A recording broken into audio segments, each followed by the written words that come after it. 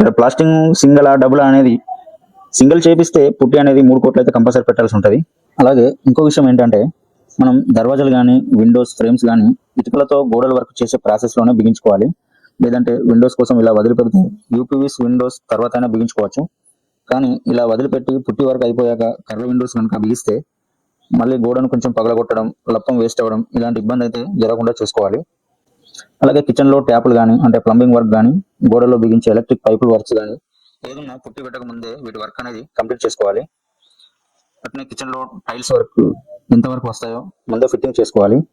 అలాగే మెయిన్ విషయం ఏంటంటే గోడల్లో క్రాక్స్ ఏమైనా ఉంటే ముందే రిపేర్ చేసుకోవాలి. లేదంటే ఆ క్రాక్స్ పైన పుట్టి పెట్టేస్తే క్రాక్స్ మళ్ళీ వస్తాయి.